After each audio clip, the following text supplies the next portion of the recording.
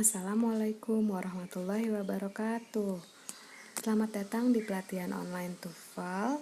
Pada pertemuan yang pertama ini kita akan membahas part listening test untuk TOEFL PBT, atau karena sekarang test from home jadi computer based test ya. Kita akan bahas trik dan tipsnya. Oke, langsung saja.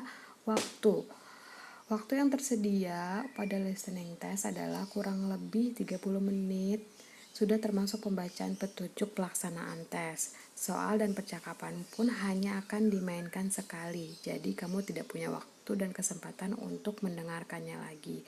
Oke, soal listening itu ada 50 soal, sedangkan waktunya hanya kurang lebih 35 menit. Dan percakapan atau listeningnya hanya diputar sekali saja, tidak ada pengulangan lagi. Jadi kamu harus benar-benar konsentrasi dan fokus. Jadi kalau misalnya sudah nggak tahu jawabannya, langsung skip aja, fokus ke nomor selanjutnya ya. Selanjutnya adalah pembagian listening TOEFL PBT. Ada 3 part dalam listening TOEFL PBT. Part A, dialog pendek atau short dialogue. Part B, percakapan panjang atau long conversation. Part C, pembicaraan atau talks. Part A ini sudah saya bilang sekitar ada 30 soal. Part B sekitar 10 sampai 12. Part C sekitar 10 sampai 8 soal. Oke.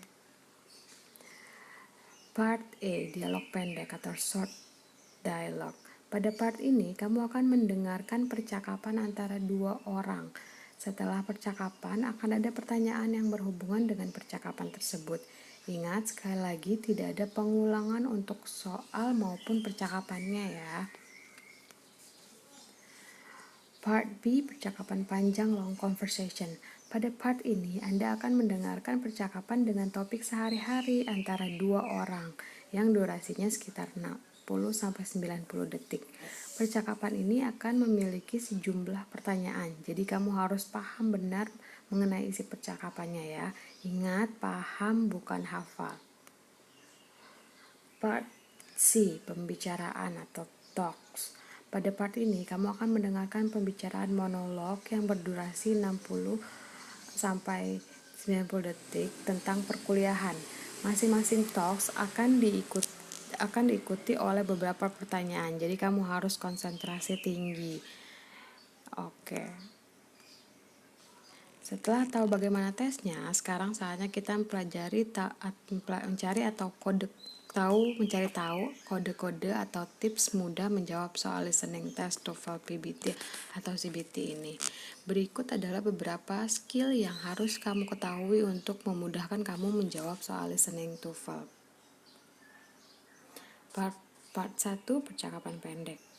Skill pertama, oke. Ini skill yang sering banget keluar soalnya ya pada soal, jadi kamu harus benar-benar memanfaatkan skill pertama ini, yaitu biasanya di soal-soal listening itu terdapat restatement, soal-soal restatement atau pernyataan kembali ya. Tipsnya, seringkali jawaban yang benar untuk percakapan pendek adalah jawaban yang berisi pernyataan kembali dari ide-ide pada baris terakhir dari percakapan. Oke, kita perhatikan contohnya. Ada woman dan man, percakapannya antara woman dan man. Biasanya pada part E ini selalu percakapan yang bicara itu laki-laki dan perempuan. Kamu jadi bisa membedakan, oh yang pertama berarti laki-laki, yang kedua itu perempuan, atau sebaliknya, biasanya perempuan yang ngomong, yang respon laki-laki ya. Sedangkan di contoh ini yang pertama bicara adalah woman dan yang merespon adalah man. Dan narator baru menyebutkan soalnya. Pertama, woman berbicara, John, is there something wrong? You don't look very well. Dan direspon oleh man, oh, I'm feeling unwell today. Nah, pertanyaannya biasanya selalu yang dipertanyakan adalah si man ini yang merespon ya. Si yang merespon yaitu di second line, yaitu orang yang merespon. Di sini orang yang merespon di sini yang laki-laki, si man, oh I'm feeling unwell today. I'm feeling unwell today, itu kata-katanya. Biasanya what does the man means, apa yang dimaksud dari laki-laki itu, sedangkan yang laki-laki yang respon kan.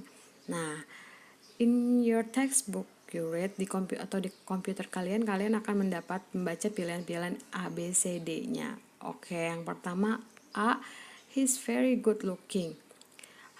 Kan kalau di sini mainnya bilang I'm feeling unwell today. Unwell tuh tidak sehat hari ini. Saya merasa tidak sehat hari ini. Kamu cari kata-kata yang sebenarnya pernyataannya sama, intinya sama, tapi diungkapkan dengan kata-kata lain ya.